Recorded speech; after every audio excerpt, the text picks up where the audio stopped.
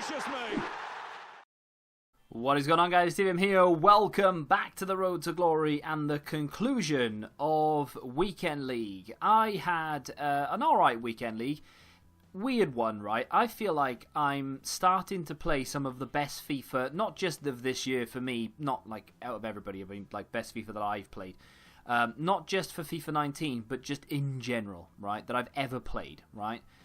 However, this weekend's result wasn't necessarily the best result we've ever had. We were, just for some context, we were 10-4, maybe 10-6 going into my final session. Last couple of weeks, in fact, last maybe month, all we've done is we had a couple of weeks break from Weekend League. We finished Silver 1 2 or 3 times. So this week, with how much I'm actually enjoying playing the game right now, which is really weird to say, the game is still bullshit.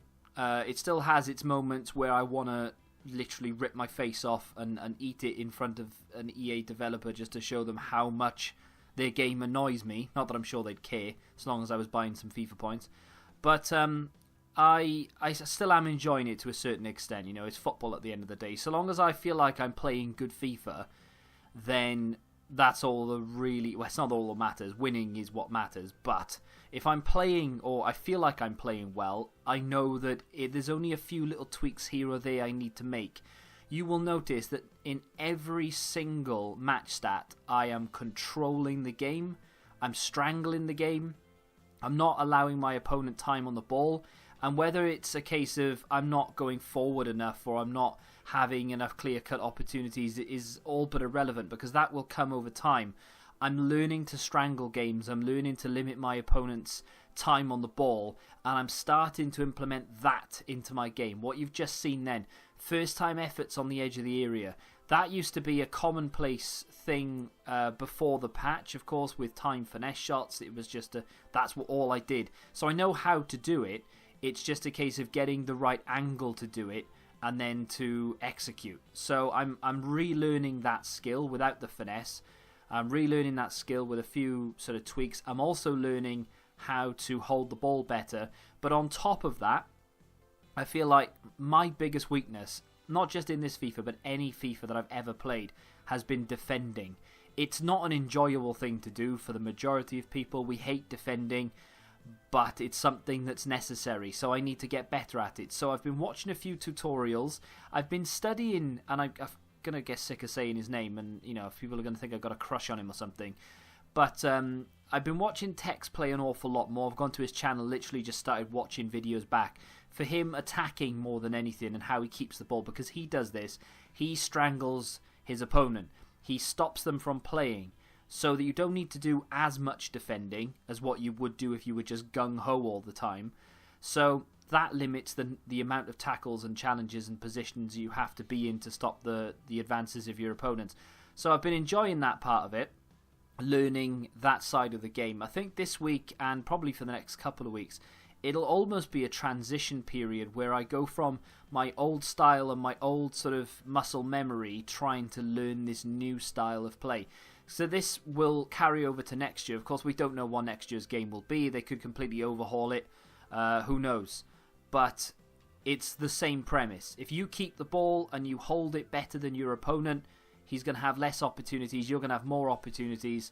You should be able to win the game from there. So it's just fine-tuning, and that's what I'm doing right now. And like I said, I've been watching defending tutorials. Half of this is before the defensive tutorial, and the other half is after. As you can see, I'm not really conceding that many goals.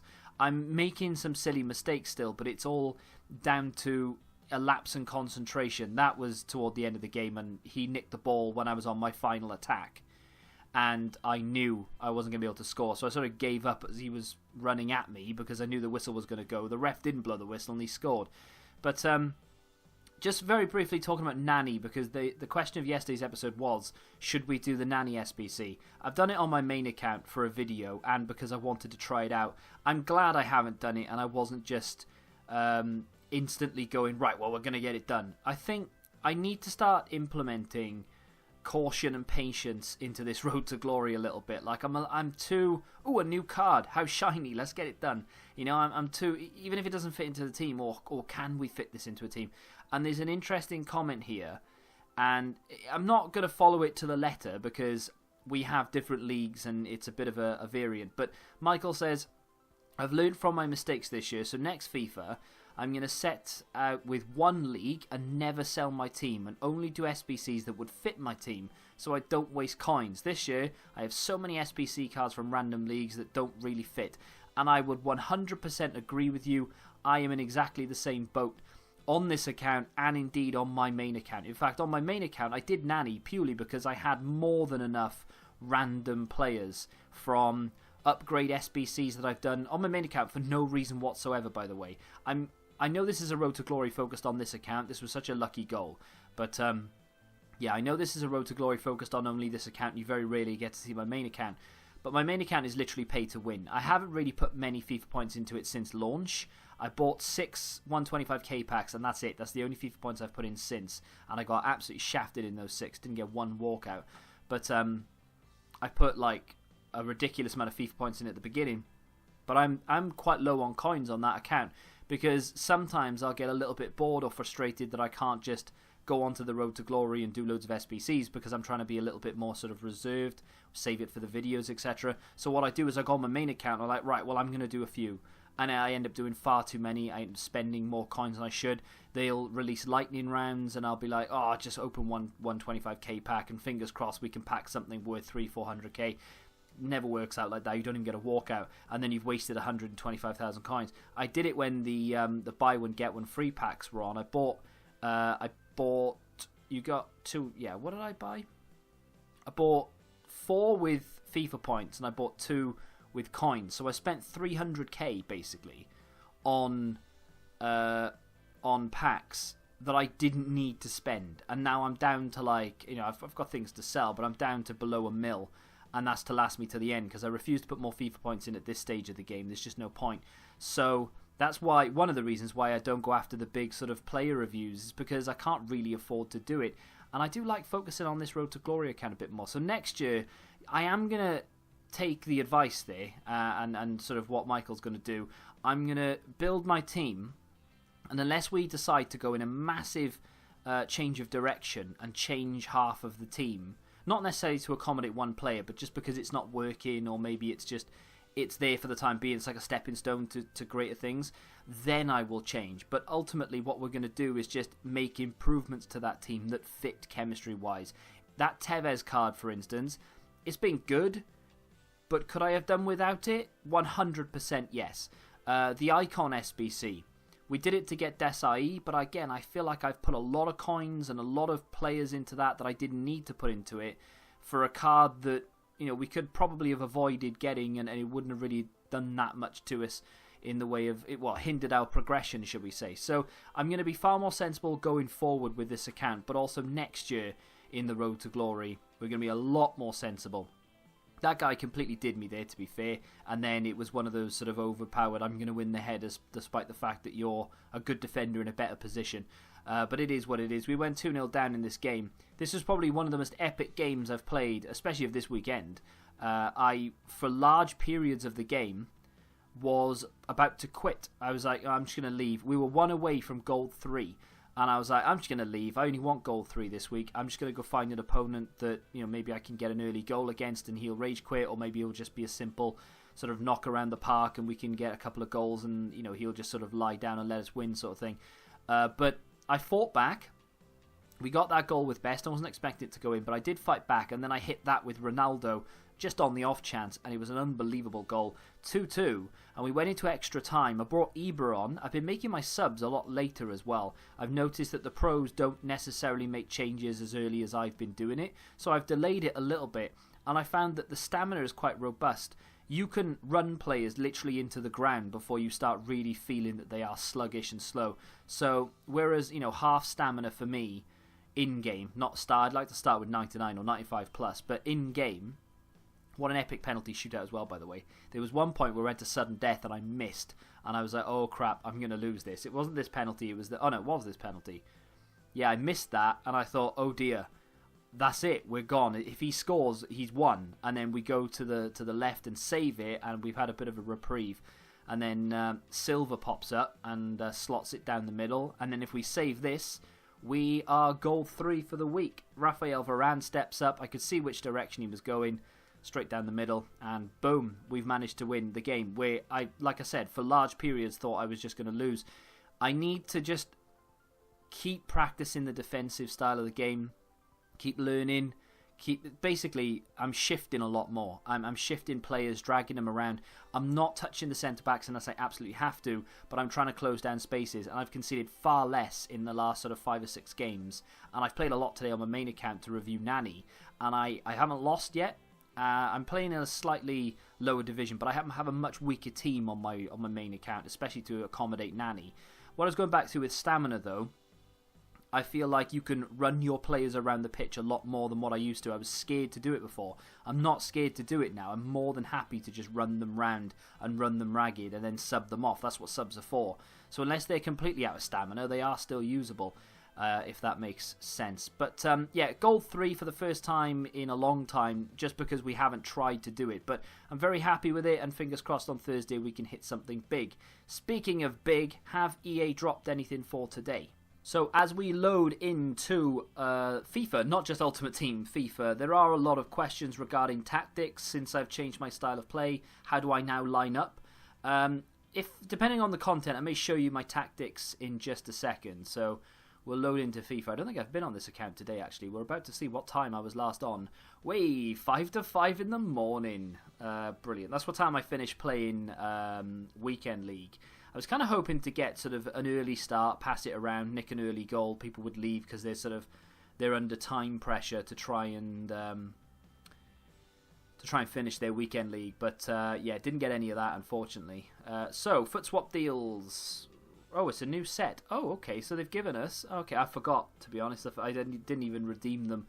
In fact, I don't think I had many this week or this month. Actually, I will go for one of those players. They're actually usable players. Thank you, EA. So we need 7 tokens for Meunier, 14 for Douglas Costa, 12 for Griezmann. I don't know why it's only 12 for Griezmann. I would much rather have Griezmann than Douglas Costa. However, we'll go and check those in a second. So same old. So we've got new foot swap players, which is pretty cool. I don't think we've got much of anything else though, have we? Well, I'm a little bit surprised actually. We've got a foot swap card as an SBC. We've had a whole new foot swap. No, nothing new. I thought we were going to get a foot 19. I don't know, maybe I've read it wrong. I honestly thought we were going to get a foot 19. Surely they should have given us one to end it. You know, like, oh, by the way, you are in FIFA 19. This is the most recent one. Here's a 50k pack for completing this SBC. Well, that has surprised me considerably. I'm not going to lie to you. I am very surprised by that. I'm guessing we didn't get any new sort of icon or anything. There's quite a few of these I have not done, so I would need to go and review if I was going to do them. I mean, there's loads I haven't even touched, so we haven't got anything. I don't know why I backed out of that. So we haven't had anything new apart from the foot swap items.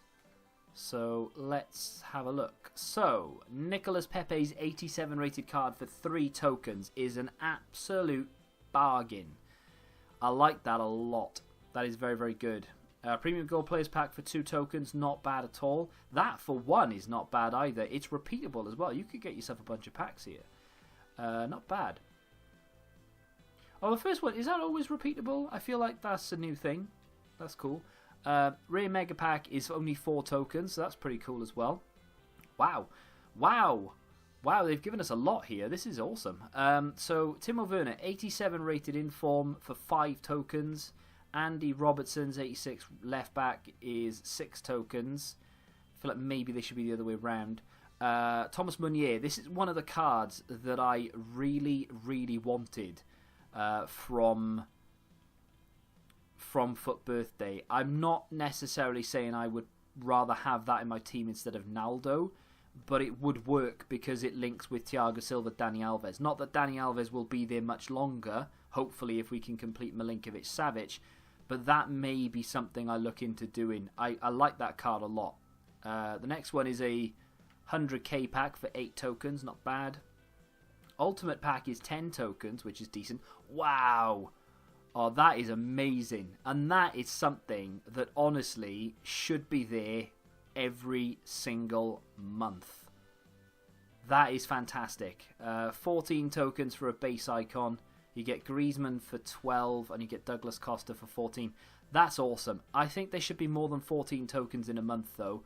I'm not saying 28 tokens so you could do both of these or so that you could repeat this.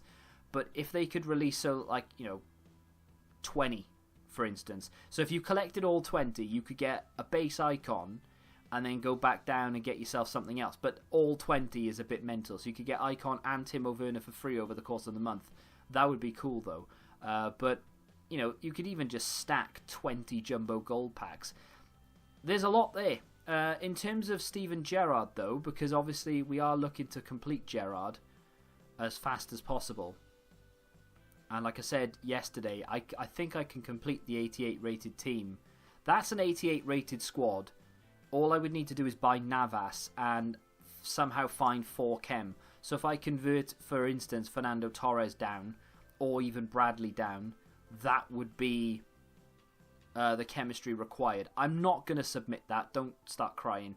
I don't really want to give up Torres. And I don't know. I'm like it's just because of the colours of the card. Like if these were base gold cards, Ibra, Walker, and such, then not saying I could buy him back again. What I'm saying is if they just didn't look so pretty, I wouldn't be that bothered. But because they look so good, I don't want to get rid of them. But that's the kind of team we would need to submit for an 88 rated squad. We do get a 100k pack back for it though. This is a prime example, however, of what I don't want to happen next year. So that Fernando Torres card, I did it because I love Fernando Torres. And that card is quality, don't get me wrong. I can't fit that into my team logically. I mean, I can, but I don't want to because it means having to drop one of the other players in the team, which I don't really want to do.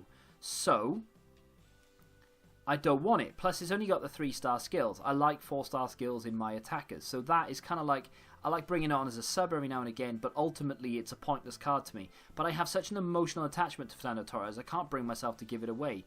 The same goes then for the likes of Bradley. I did that SBC because it was super cheap, which next year I'm not saying I won't do super cheap cards, and that does look great, but it's not the best CDM in the game. There are better ones. I have better ones. Why did I do it? Just because it was cheap. They tempted me, and I need to maybe say to myself, no, there's no point. That's just not bother with it. That was obviously a weekly objective. Ibra was a weekly objective. Javinho was an objective. We managed to get Kyle Walker out of a player pick, which was decent. But I just need to be a little bit more sensible, I think. Whether I'm going to submit that squad eventually to get that to get the 100k pack and the 88 rated team done, I don't know. We'll have to wait and see what rewards bring us. But we are on course, by the way, for rank 1, and I'll probably end up getting rank 1 because of the Milinkovic-Savic requirement. And obviously we've hit gold 3, and I have 2 drafts to do. We'll conclude the one draft tomorrow, and I will do the other draft the day after. So as you can see, we are rank 1 already. We're on 14,980, which is only just inside rank 1. But like I said, I've got 8. I need 8 wins while scoring with Ronaldo or Daniela De Rossi. So chances are I'm going to have to play probably, 12, 15 games at least between now and then, which will probably give us enough points for rank 1. So we'll have to wait and see. But if we do end up hitting rank 1, if we take untradables to try and get the players to complete Gerrard, we'll have 235s, 250ks, 245k packs, which is crazy. And of course next week we'll be in Division 3 for rewards as well, because this week obviously we're only in Division 4. We could take 65k, we could take tradable. I don't know, that's a question you guys will have to help me out on. Now, to end things, we are going to go into the... What's over here, though? Have we got anything that we need to claim? Just one daily objective. Not quite sure how we would have got a daily objective. So we've got a CM to CDM, Hawk, and that foot swap item. I suppose the daily objectives will... Do they reset at midnight? Well, that would kind of make sense if they do. So, what are we saying then? I don't know if EA have announced anything regarding a new promo Friday. Oh, there is a Oh, that's interesting. So Bateson has found, or someone has found, a Jackson Martinez flashback item in the database. He's only got the 3-star skills, and he doesn't look. I mean, he looks alright, but it's more of a nostalgia kind of thing. But people seem to be. I don't know. People seem to be going a little bit crazy for that. Yeah, anyway, so there's nothing new announced. People are anticipating Friday will be something. I can't imagine now there'll be another promo until Team of the Season. Maybe. We'll have to wait and see. So, anyway, that's the team that we currently line up with, right? So, obviously, like I said the other day, I was using the Foot Birthday Ibra because I was doing a video on him. It was I knew I had the flashback, and I don't think the Foot Birthday is better than the flashback. It was just because I was doing the video. So that's why. But now Ibra is back on the bench. In terms of upgrades to this team, Nakata is the player that I want to change next. And Gerrard is going to be the player that goes there. Unless we get some crazy pack luck, whereby I end up getting, like a Lionel Messi or something along those lines, or we pack another icon or whatever, which is possible but highly unlikely, that Gerrard will be the player to go there, unless that happens.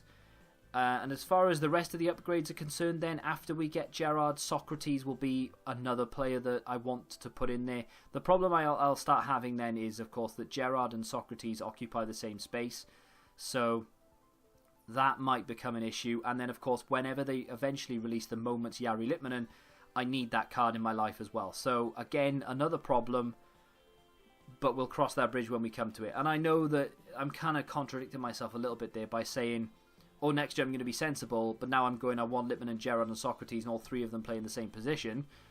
Yeah, I know, Socrates may take a back step there, but Litmanen and Gerrard are sort of, childhood and lifelong heroes of mine, so they need to come into the club regardless, and it'll be the same every year probably, maybe.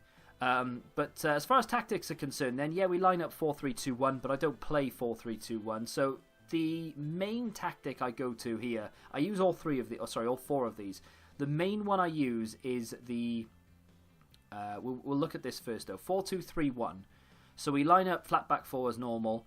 Daniele De Rossi and Naldo. And side note, Naldo, I know you can't get him anymore, but that guy is incredible. He is better than Fabinho in my opinion. He's everywhere. Fabinho's been a fantastic servant to me. I dread to think many games that guy's played, but you can feel the difference in Naldo for sure. Rivaldo, best on the wings, Nakata as the cam, and Big Ronnie up front. Now, Ronaldo's fantastic up front, but I would much rather him be on the wing.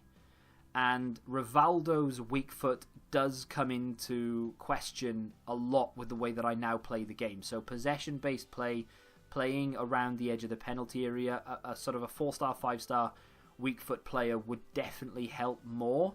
And I know you're saying, well, you've got Nedved who's got a 5-star weak foot. I know, but I need the height of Rivaldo for back post headers. When I'm desperate and I need to launch that ball into the area, Ronaldo at the moment, bar Rivaldo, is the only player that can even remotely score a header because De Rossi and Naldo are sort of stay back. So out of those four attackers, Ronaldo's the best at heading.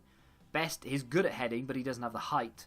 Nakata is useless at life in general, and then Rivaldo is the only other player I can use. So having Nedved, it kind of just it makes the whole thing a little bit too short. As far as tactics are concerned, drop back. I'm on 4 bars now, as opposed to the 1 and 2 that I was playing before. Pushing out a little bit more seems to help me, and I'm getting to grips with defending. So moving players around and having a slightly higher line. I know it's not a high line, but a slightly higher line works better. Tex uses balanced, so I thought I'll give it a go. And I don't know if I can feel a difference, but it might just be a psychological thing. I don't know how much difference it makes. On fast build-up, you can tell there's a massive difference, right? But on balanced, I used to play possession. I couldn't tell you if there is that much of a difference between the two. I should really test both and see which one suits me better. But I feel alright with it, so we use that. I put corners up to 3 and then match players in the box and width across that sort of line. I knock free kicks down because I tend to play them short, so I don't really want everyone sort of, in the area and then having to dump it in and then they nick the ball, run up the other end and score. So I'd rather just have it like that. Corners, we've got 2 or 3 people back. with players in the box, so that's fine. As far as instructions go, I'm still messing around with these. Ronaldo doesn't have any instructions just yet. Again, I'm still toying with the idea of what to give him. Nakata has get in the box for the cross, and that's it. George Best is stay forward and get in the box for the cross, and Rivaldo is exactly the same. Now, I didn't used to have stay forward. Now I do. Sometimes it helps, sometimes it doesn't. I'm not quite sure. Again, still sort of tinkering. The CDMs are cover centre, stay back while attacking.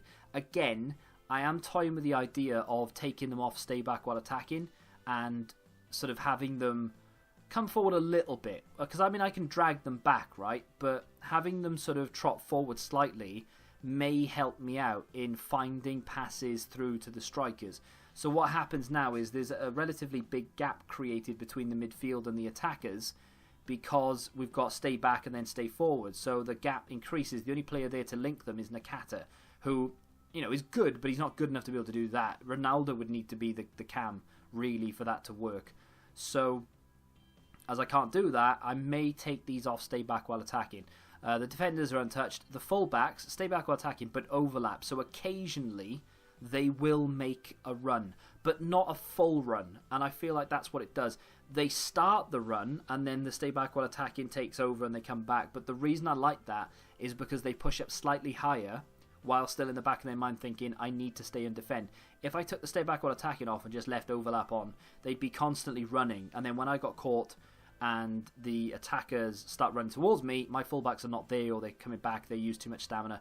That tends to work. I'm not sure if Tex uses that or whatever, but that's the way I like it. So they edge forward slightly. I think he may just have them on overlap, but he's obviously better at the game than I am, so he can cope with it, but I can't. So that's that tactic. The other one that I've been trying to use is the 4-3-3. Exactly the same situation there with balance, drop back, etc. We have Rivaldo left, Best right, the midfield three, the back four, Ronaldo as a striker, of course. But the instructions are different. So we stay forward and get in behind for Rivaldo and Best now. But because they are out-and-out wingers this time, they get down the flanks a lot more. Getting down the flanks to the way that I play is quite important, because what we do is we play it down the flanks to either Rivaldo or Best, and then I stop, either look for a cross, which sometimes is on, but mostly isn't because of the Rivaldo isn't that great in the air, and Best, the height issues. If we had taller wingers, then it wouldn't be a problem. We could just launch it in for days. However, I tend to cut back and then play it into the midfield, and then the midfield play it into the strikers, and we can hit it first time on the edge of the area. That's the thought process. So we don't have stay back while attacking on De Rossi. In fact, I don't have anything on him at all. Same for Nakata. Naldo is stay back because I need some protection for my back four.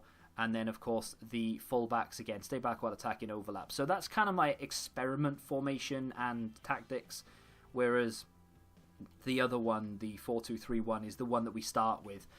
I'll start with this. If things aren't going my way, it's 0-0. We're all over him. We're just sort of pressing for that goal. I'll switch to a 4-3-3. The other variation is just a little bit more. In fact, I don't even know what this is. I think the fullbacks are. Yeah, the fullbacks are not on stay back while attacking, and I think that's literally it. I'll get in behind for Ronaldo as well. That's the only difference between that and the standard. The 4-2-2 is something that I don't really use that often. If I need two strikers, sometimes it can come in handy, but generally it's just going to be the same thing again. Get in the box for the cross, get forward. These two are stay back, and stay back while overlapping for the fullback. So there you go. Long-winded. I know a lot of you don't care, but there were quite a few questions from people asking to see tactics and such. And as EA have dropped almost nothing today, I thought that today would be a good time to do it. So foot swap wise, I really like it. I think they should do it more often, and maybe not more often. I think they should do it that good more often, because up until now I've not been that impressed with the way that they've done foot swap. But they've offered us a lot there, not just one or two players. They've offered us some nice cards. So if they could release a few more tokens so that you could get a pack and a player, that would be kind of cool. But I will probably try and get as many as I can, and then decide sort of in a couple of weeks which one I want to get. The informs could really help us with regards to Steven Gerrard, though, because as I say, and I will leave you in a second, I promise. As I say, the Gerrard requirements may hold us back slightly, because the 88 rated teams don't need an inform. right? That's fine. But the 87 you do. So that Werner, for instance, could come in handy. The 86 you do and the 85 you do. We've already done 83, 84. So 3 of them we need informs for. 85 I think I could probably get away with getting an 83 rated inform or something. 86 then you need a higher one, 87. So if we were to look at foot swap sensibly rather than going after what I would like, and that's Meunier. If I went after him, that's awesome. I'd put him in the team for a few games. Is he better than Naldo? Probably not. Does he fit? Not after we change the team around a little bit. I do eventually want to get rid of Dani Alves, blah, blah, blah. So that would become irrelevant. Werner for 5 tokens and Nicolas Pepe for 3 tokens. That's 8 tokens. That's fast math. That's only slightly more expensive by 1 token, more than Thomas Meunier. And that will go into an 86 rated team, and that Nicolas Pepe will go into an 87 rated team, or vice versa, whatever. But we only need 8 tokens to be able to do that, and we've saved ourselves over 100,000 coins. So I think, sensibly, that's what I should do. Any more we pick up, we could pick up the 25k pack, we could pick up the 55k pack, or if we end up picking up even more, maybe pick up Andy Robertson or something. Who knows? But I think that's my thought process right now, to go after Werner and Nicolas Pepe for the Gerrard SBC. If you've enjoyed this episode of The Road to Glory and you kind of like the way that my mind is working right now, then do me a favour and smack that like button. Tomorrow we will conclude the draft that we started probably 2 weeks ago now, and then the day after we'll do the other one and hopefully get some decent rewards with it. Subscribe to the channel if you're new around here, of course, and until the next time, goodbye.